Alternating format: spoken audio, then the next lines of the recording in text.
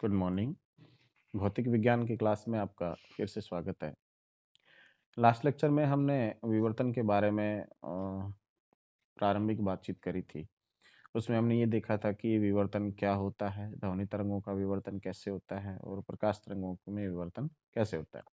हमारे सिलेबस में प्रकाश तरंगों की अपन बात कर रहे थे और उसमें विवर्तन के हमने 2 प्रकार पढ़ लिए थे। पहला था फ्रेनेल विवर्तन और दूसरा था फ्राउनहोफर विवर्तन। दोनों में क्या डिफरेंस था बेसिक वो भी हमने देख लिया था। अब हम सबसे पहले पढ़ेंगे फर्स्ट कैटेगरी फ्रेनल विवर्तन, ठीक है? उसके बाद अपन फ्राउनहोफर विवर्तन पर चलेंगे। तो फ्रेनल ने क्या किया था? फ्रेनल ने इस विवर्तन को एक्सप्लेन करने के लिए अपना एक नया तरीका निकाला था, है ना? उसने हाइगेन का जो तरंगी का सिद्धांत था, उसको तो काम में लिया ही लिया और उसके आधार पर उसने एक नए सिरे से उसको एक्सप्लेन किया। उसको जो उसका जो तरीका है, उसको अपन क्या कहते हैं? फ्रेनल के अर्धावर्ती कटिबंधों से समझाते हैं। उसने क्या कहा कि हाइगेन ने जो तरंग सिद्धांत दिया था उस तरंग सिद्धांत के अनुसार उस तरंगाग्र का प्रत्येक बिंदु द्वितीयक तरंगों के स्रोत की भांति व्यवहार करता है। ये उसने बताया था, है ना? और ये जो द्वितीयक तरंगिकाएँ उत्सर्जित होती हैं, वो सभी दिशाओं में फैलती हैं, इसलिए सारी की सारी जो ऊर्जा होती है उस तरंगाग्र की उस वो तरंग की वो उसके तरंगाग्र में संपूर्ण रूप से बटी हुई रहती है और लगातार आगे तरंगाग्र बढ़ता जाता है, वैसे-वैसे उस समष्टि में फैलती जाती है। ये उसने बताया था।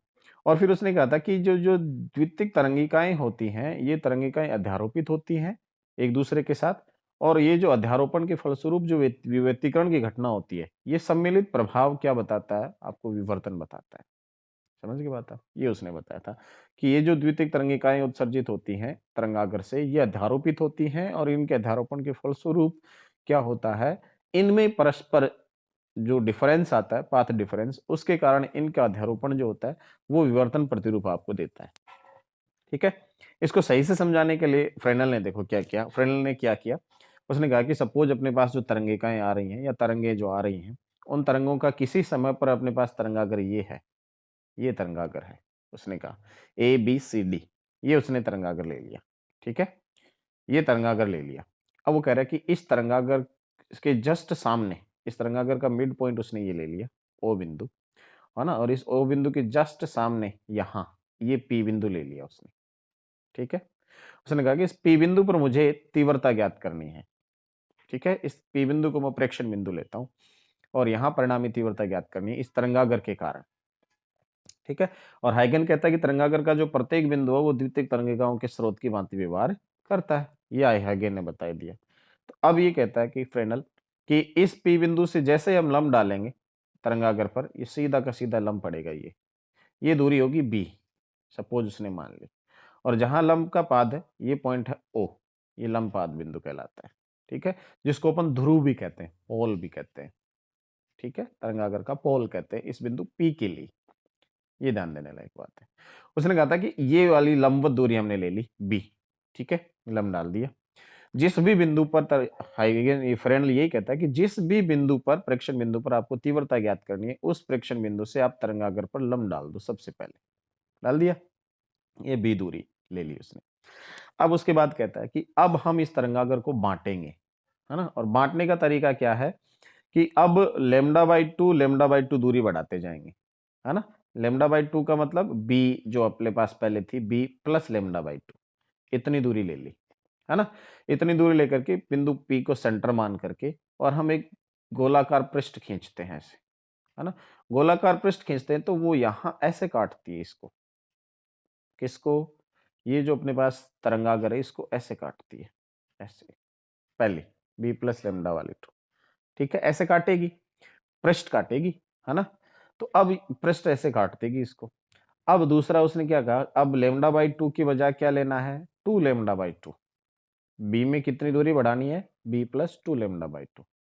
अब फिर इस पी को पॉइंट मान करके केंद्र मान करके बी प्लस 2 लैम्ब्डा बाय 2 त्रिज्या का फिर गोलाकार पृष्ठ खींचनी है और वो इसको ऐसे बांटेगी। फिर आगे 3 लैम्ब्डा बाय 2 करनी है, वो 3 लैम्ब्डा बाय 2 ऐसे बांटेगी, है ना? फिर 4 लैम्ब्डा बाय 2 करनी है, वो 4 लैम्ब्डा बाय 2 ऐसे बांटेगी। समझ गए? ऐसे बांटेगी। अब वो ये कहता है कि ये सेंट्रल चकती बनेगी। बीच वाला पार्ट है ये तो एक चकती बन जाएगी आपके पास, है ना? और उसके बाद देखो सारी की सारी रिंग बन रही है। बाद की सारी क्या बन रही है देखो, ये सारी की सारी क्या बन रही है? रिंग बन रही है, ऐसे। ये रिंग बनेंगी। ये जो रिंग बन रही है, ये चकती तो प्रारंभिक पहला भाग हो गया, उसके बाद वाली सारी रिंग्स बन रही हैं। तो ये कहता है कि ये जो रिंग्स बन रही हैं, ये हिस्से क्या कहलाते हैं? अर्ध आवर्ती कटिबंध कहलाते हैं फ्रेनल के। यानी ये जो कटिबंध अपने अपन ने काटे, इन हिस्सों को कटिबंध नाम दिया है, और ये जो कटिबंध कटे हैं, इन कटिबंधों को वो अर्धावर्ती कटिबंध कहता है। अर्धावर्ती इसलिए कहता है, वो कहता है कि देखो, हमने सबसे पहले बी लिया था, बी के बाद जो दूरी ली थी अपने, B plus lambda by two ली थी, है ना? उससे अगले में टू लेमडा बाई टू, यानी B plus lambda by two plus lambda by two. इसका मतलब टोटल दूरी क्या हुई? B plus lambda by two पहले के बाद, उसके बाद उसमें अपने ऐड किया था लेमडा बाई टू, उसके बाद ऐड किया था लेमडा बाई टू, उसके बाद लेमडा बाई टू ऐड करते जा रहे हैं। इसका मतलब एक कटिबंध से जैसे दूसरा अपन को मिल रहा है, उसमें इतनी ऐड करते जा रहे हैं दूरी, है ना? तब दूसरा मिल रहा है। इसका मतलब पहला कटिबंध और दूसरा कटिबंध, दोनों जो कटिबंध हैं, दोनों के बीच वाला भाग है, उससे इस पी बिंदु तक दूरी जो है, उसमें इतना फर्क आता जा रहा है lambda by to. Lambda by two का फर्क आने का मतलब क्या हुआ कि पहले कटिबंध से जो प्रकाश किरणें इस पी बिंदु पर पहुंचेंगी, वो suppose B plus lambda by two दूरी करके पहुंचेंगी, और उससे आगे वाले कटिबंध से पहुंचेंगी वो B plus lambda by two में लेमडा बाई टू बढ़ा दो, इतनी दूरी से पहुंचेंगी। तो अब इसका मतलब ये हुआ कि B plus lambda by two दूरी से जो प्रकाश तरंगे पहुंच रही थी, वो सारे की सारी समान दूरी तय करके आ रही थी। लेकिन इससे आगे वाला जो कटिबंध है, उसमें लेमडा बाई टू एक्स्ट्रा दूरी है, तो लेमडा बाई टू दूरी के संगत जो कलांतर होता है, वो कितना होता है? पाई। लेमडा बाई टू दूरी के संगत कलांतर कितना होता है? पाई। या समयांतर कितना होता है? T by two. तो इसका मतलब ये हुआ, फ्रेनेल ने कहा था कि इसकी अगला जो पार्ट अपन ने काटा है, उस पार्ट से जो तरंगे आ रही हैं, वो इतनी दूरी एक्स्ट्रा तय करके आ रही हैं। यानी कि पहले जो आ रही थी, पहले वाले कटिबंध से जो तरंगे जा रही थी, उनमें, और जो अब अगला कटिबंध है, उससे जो तरंगिकाएं जाएंगी पी बिंदु पर, उनमें पाई का कलांतर होगा। समझ गए बात आप? पाई का कलांतर होने का मतलब विपरीत कला में होंगी। किसमें होंगी? विपरीत कला में होंगी। तो उसने कहा था कि एक भाग से दूसरे भाग की तरंगिकाओं के मध्य लेमडा बाई टू का तो पथांतर होता है, और पाई का क्या होता है? कलांतर होता है। या समयांतर देखें तो टी बाई टू का समयांतर होता है। इसलिए फ्रेनल ने कहा कि ये जो हिस्से हो अपन ने काटे हैं, है ना, पहला, दूसरा, तीसरा, चौथा, ये जो हिस्से अपन ने काटे हैं, ये हिस्से अर्ध आवर्ती कटिबंध कहलाते हैं। समझ गए? क्योंकि पथांतर क्या होता है? क्रमागत हिस्सों में लेमडा बाई टू तरंगिकाओं में, और कलांतर कितना होता है? पाई का होता है। इसलिए विपरीत कला में होते हैं।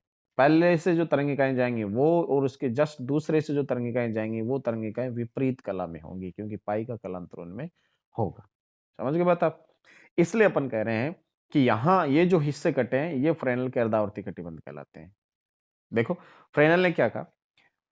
फ्रेनेल ने किसी तरंगागर के कारण उसके सम्मुख स्थित किसी बिंदु पर प्रकाश की परिणामी तीव्रता ज्ञात करने के लिए कल्पना करी कि तरंगागर को ऐसे अनेक कटिबंधों में विभाजित किया जा सके कि जिनमें क्रमागत कटिबंधों से, ये पहले के जस्ट अगले से, और उससे अगले से, उससे अगले से, इस प्रकार क्रमागत से कटिबंधों से प्रेक्षण बिंदु पर तरंगों में कलांतर पाई हो, और पथांतर लेमडा बाई टू हो, या पथांतर कितना हो? लेमडा बाई टू, तो इन्हें फ्रेनेल के क्या कहा जाता है? अर्धावर्ती कटिबंध कहा जाता है। वही कहता है कि पहली जो चकती बनी थी, किसके लिए? B plus lambda by two के लिए।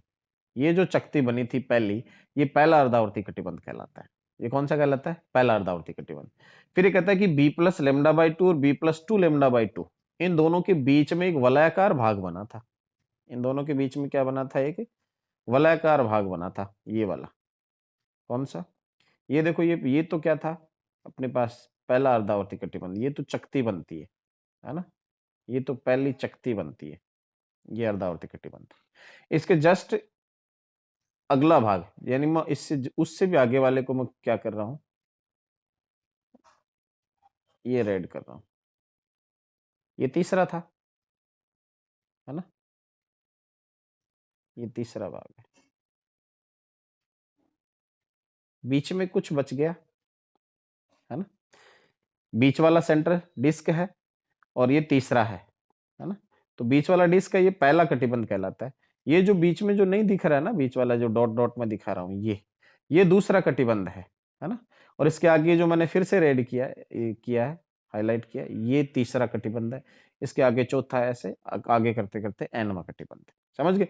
तो ये पहला तो जो था, है ना, ये b प्लस लेमडा बी और b plus lambda by two के बीच का था। फिर अपन ने कहा कि b plus lambda by two और b plus two lambda by two के बीच का ये दूसरा था। फिर b plus two lambda by two, b plus three lambda by two के बीच का ये तीसरा था।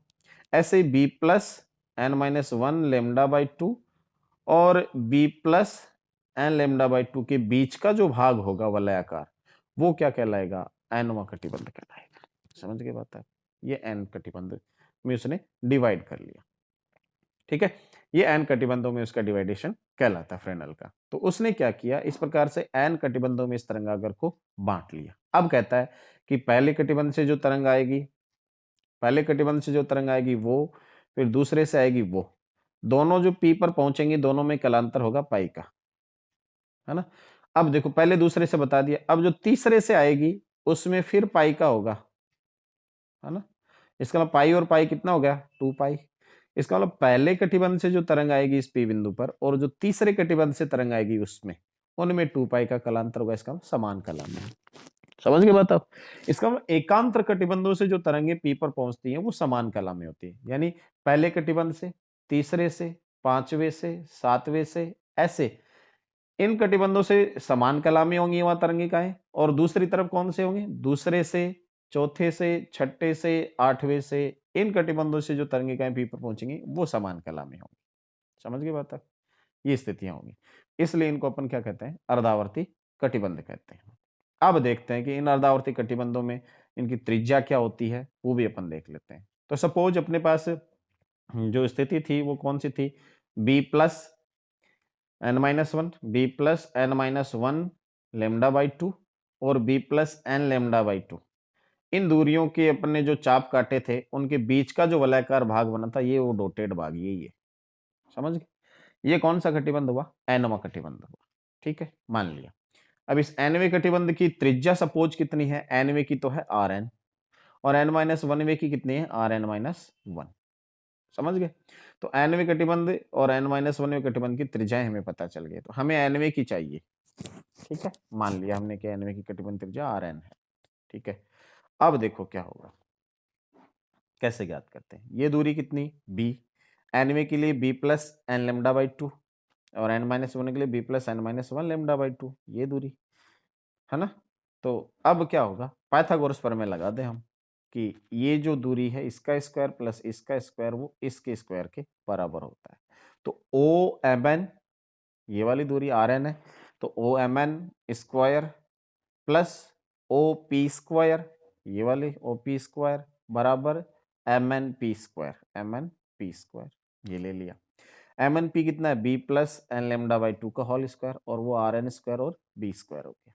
ओपन करेंगे ब्रैकेट, तो कितना? आर एन स्क्वायर बराबर B plus N lambda by two का whole square minus B square. Open किया तो B square N lambda N square lambda square by four minus B square, ये बी स्क्वायर से B square cancel हो गया, अपने पास बची ये राशि। ठीक है, अब देखो इसमें क्या हुआ। अब हम कह रहे हैं कि जो लेमडा है वो ऑलरेडी एंगस्ट्रॉम में है। किसमें है? एंगस्ट्रॉम में है ऑलरेडी, और एंगस्ट्रॉम में है तो उसका स्क्वायर करेंगे तो और कम होगी राशि, है ना। छोटी राशि हो और उसका स्क्वायर कर दें तो और छोटी राशि होती है। इसलिए अपन एन बी लेमडा की तुलना में इस स्क्वायर वाले टर्म को नेग्लिजिबल मान सकते हैं। यहाँ प्लस से ध्यान देना, है ना। अब क्या होगा? इसको नेग्लिजिबल मानते हैं, अपने पास जो आर एन स्क्वायर है वो कितना हो गया? N B lambda. तो आर एन कितना हो गया? Root N B lambda. यानी जो एनवे कटिबंध की त्रिज्या है वो एन के अंडर रूट के समानुपाती होती है, दूरी बी के अंडर रूट के समानुपाती होती है, और लेमडा के अंडर रूट के समानुपाती होती है। हम कहें कि बिंदु पी की दूरी हमने फिक्स कर रखी है, ये बी फिक्स है, जो आपतित प्रकाश उसकी तरंग दैर्ध्य फिक्स है, तो जो त्रिज्या है वो अंडर रूट एन के समानुपाती होगी। यानी जैसे जैसे कटिबंधों की संख्या बढ़ती जाएगी त्रिज्या का मान भी अंडर रूट के रूप में उनमें बढ़ता जाएगा उसी अनुपात में। इसलिए अपन कह सकते हैं कि अर्धावर्ती कटिबंधों की त्रिज्याएं प्राकृतिक संख्याओं के वर्गमूल के अनुक्रमानुपाती होती है। यहाँ से आपसे क्वेश्चन भी पूछा जा सकता है कई बार। क्या क्वेश्चन पूछा जा सकता है कि सिद्ध कीजिए कि अर्धावर्ती कटिबंधों की त्रिज्याएं प्राकृतिक संख्याओं के वर्गमूल के अनुक्रमानुपाती होती हैं। ये क्वेश्चन आपसे एग्जाम में पूछा जा सकता है इस प्रकार से। उसका कहने का मतलब ये है कि त्रिज्या निकालो और आप आर समानुपाती एन, आर एन समानुपाती अंडर रूट एन, ये आप शो करो, इसका कहने का मतलब, ठीक है। अब हम ये देखते हैं कि ये जो कटिबंध अपने पास थे, है ना, ये कटिबंधों में एन माइनस वनवा कटिबंध नीचे है जस्ट और एनवा कटिबंध जस्ट ऊपर है। तो इन दोनों से औसत दूरी देखें अपन पी बिंदु की कितनी है, क्योंकि आप ये देख रहे हो कि ये जो बिंदु पी आपको दिखाई दे रहा है, यहाँ इस एनवा कटिबंध जो आप ये ले रहे हो, इसका नीचे वाला सिरा है, उसकी तो दूरी है आर एन माइनस वन, ऊपर वाला सिरा है वो दूरी है आर एन। तो इस कटिबंध का ही विस्तार है अपने पास लेमडा बाई टू तक, तो यानी पाई कलांतर तो कटिबंध का खुद का ही विस्तार है। इसलिए अपन ये देखते हैं कि नीचे वाला और ऊपर वाला दोनों सिरों की बजाय मिड में से दूरी नापे अपन पी बिंदु की, यानी इस कटिबंध से औसत दूरी कितनी होगी पी की, वो अपन नापना चाहते हैं, है ना। तो औसत दूरी कितनी होगी वो अपन देखना चाहिए। तो औसत दूरी के लिए अपन क्या कहेंगे कि ये अपने पास ऊपर वाला की सिरा उससे तो दूरी है B plus N lambda by two P की, और इस कटिबंध के नीचे वाला सिरा उससे दूरी है B plus N minus one lambda by two. तो हम क्या करें, एवरेज निकालें बीच की दूरी का, तो इन दोनों को जोड़ दो और दो का भाग लगा दो। समझ गए बात आप। इसलिए हम कहते हैं कि पी एम एन औसत दूरी के लिए, औसत दूरी के लिए बोले P M N plus P M N minus one, नीचे वाले सिरे से दूरी बटा दो, कर दी दोनों से। तो दोनों की वैल्यू रखती B plus N lambda by two और B plus N minus one lambda by two, value रखते अपने पास बी और बी, ये दो बार तो डबल हैं तो बाहर आ गए, और लेमडा बाई टू बटा टू 4 हो गया। अब ये होगा B plus two N minus one lambda by four, ये अपने पास औसत दूरी है एनवे कटिबंध की। समझ गए, एनवे कटिबंध की औसत दूरी है B plus two N minus one lambda by four. अगर इससे नीचे वाले कटिबंध की देखेंगे एन माइनस वन वा कटिबंध है, उसकी औसत दूरी कितनी है, तो एन की जगह एन माइनस वन रख दो, तो टू एन माइनस थ्री हो जाएगा ये, तो B plus two N minus three lambda by four, ये नीचे वाले कटिबंध की औसत दूरी है। ठीक है, अब हमें क्या मिल गया कि ये जो एनवा कटिबंध था, इस एनवे कटिबंध से यहाँ दूरी, औसत दूरी, और इससे नीचे वाला जो कटिबंध आएगा उससे औसत दूरी, दोनों से पता चल गई। अब हम ये देखना चाह रहे हैं कि नीचे वाले कटिबंध से जो तरंगे जाती हैं वो और ऊपर वाले कटिबंध से जो तरंगे जाती है उनमें पथांतर या कलांतर कितना है, वो हम देखना चाह रहे हैं। तो उसके लिए क्या करेंगे, दोनों की औसत दूरियां घटा दो, पथांतर आ जाएगा। तो हम क्या कर सकते हैं कि एनवा कटिबंध था, उसकी औसत दूरी ये थी, एन माइनस वन की, दोनों में डिफरेंस देखें तो अपने पास लेमडा बाई टू आता है। इसका मतलब ये हुआ कि दो कर्मागत कटिबंध हैं, उनसे जो तरंगिकाएं जाएंगी उनमें पथांतर लेमडा बाई टू रहेगा और इसकी संगत कलांतर पाई रहेगा। समझ गए बात आप? ये वाली बात। नेक्स्ट अपन ये देखते हैं कि इन एनवे कटिबंध अर्धावर्ती कटिबंध का क्षेत्रफल क्या होगा। तो क्षेत्रफल के लिए देखो क्या होता है, क्षेत्रफल के लिए बहुत सिंपल सा तरीका है।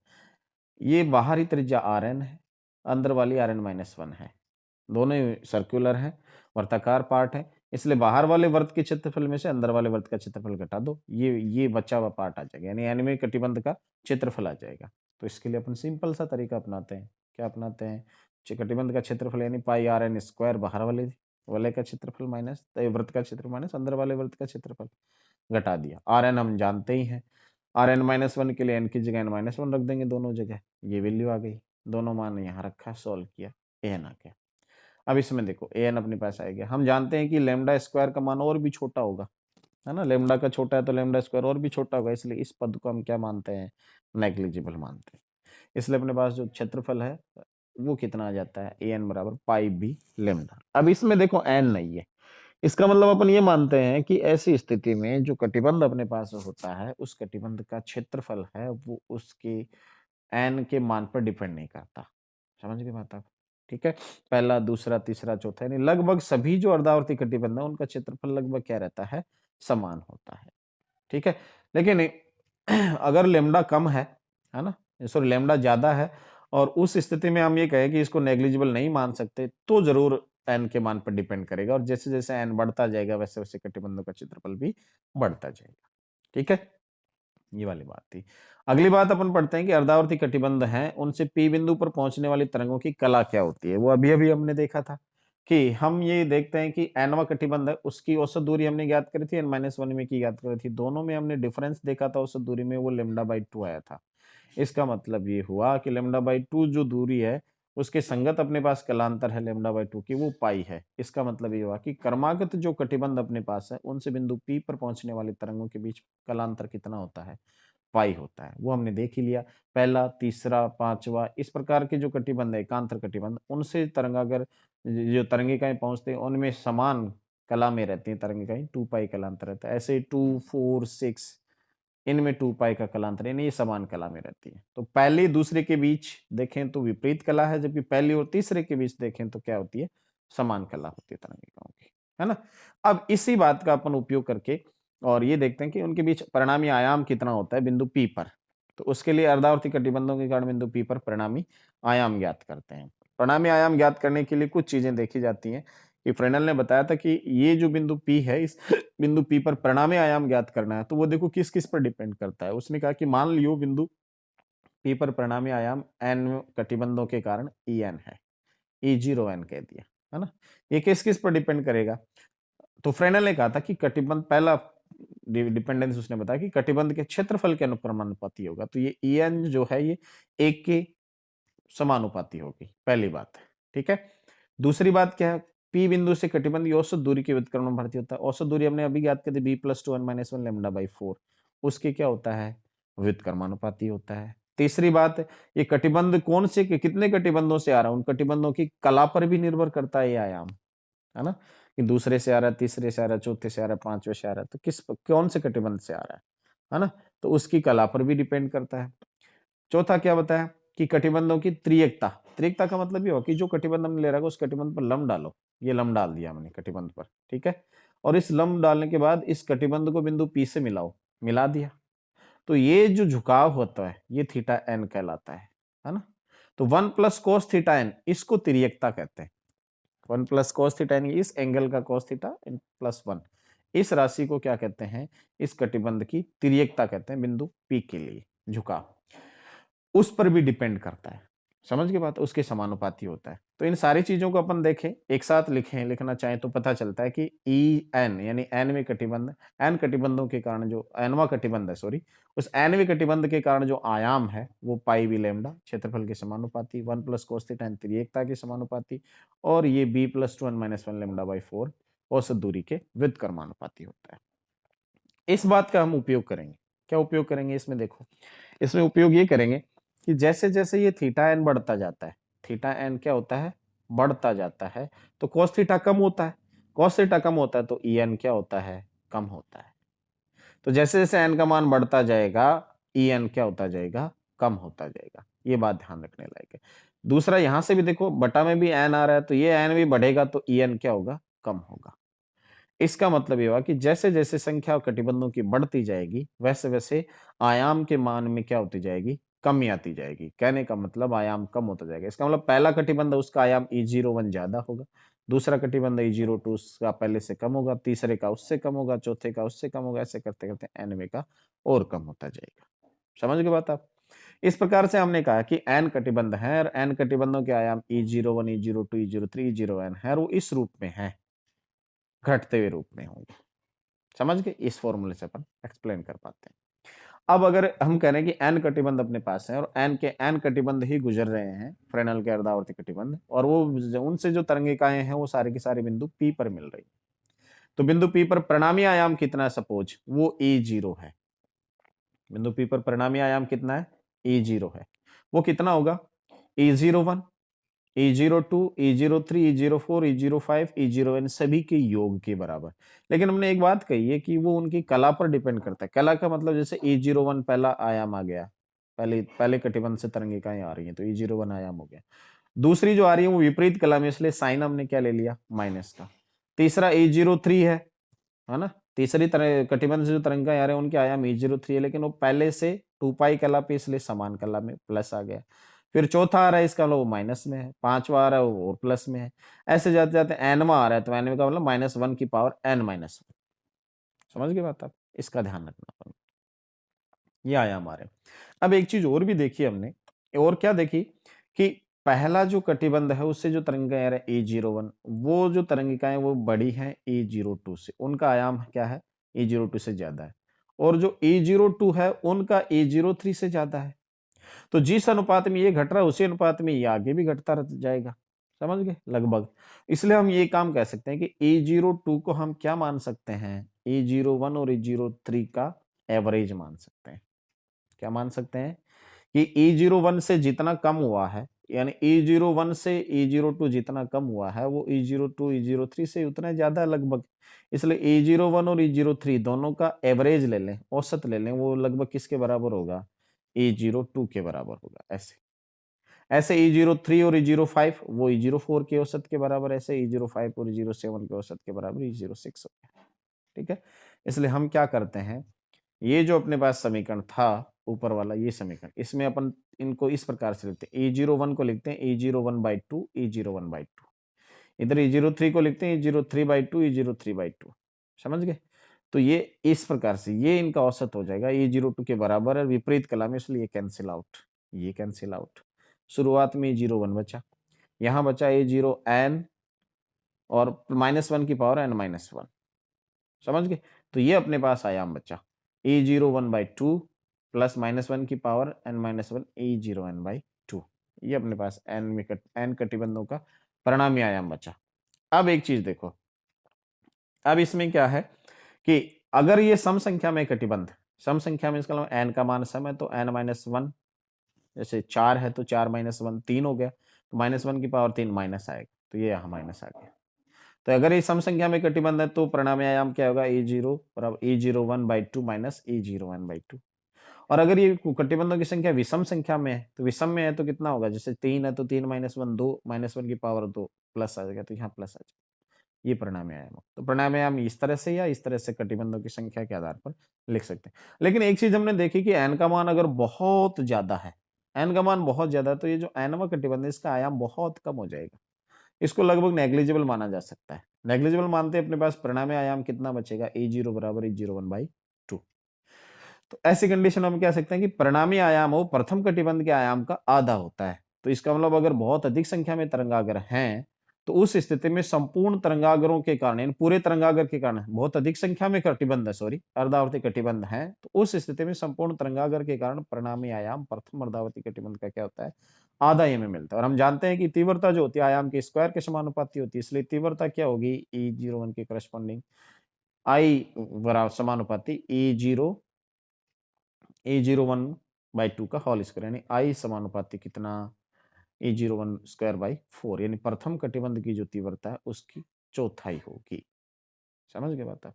इसका मतलब संपूर्ण कटिबंध अगर आप जाते हैं और बिंदु P पर, और उन बिंदु P पर उन सारे कटिबंधों के तरंगों के कारण परिणामी आयाम ज्ञात करते हैं, तो उसकी जो तीव्रता परिणामी आयाम है वो प्रथम कटिबंध के आयाम का आधा होगा, और तीव्रता जो होगी प्रथम कटिबंध की 1/4 होगी।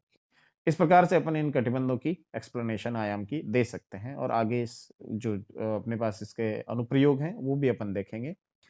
जॉन प्लेट है और स्ट्रेट एज से अपन किस प्रकार से फ्रेनेल विवर्तन को एक्सप्लेन करते हैं, वो नेक्स्ट लेक्चर में देखेंगे। तब तक के लिए धन्यवाद।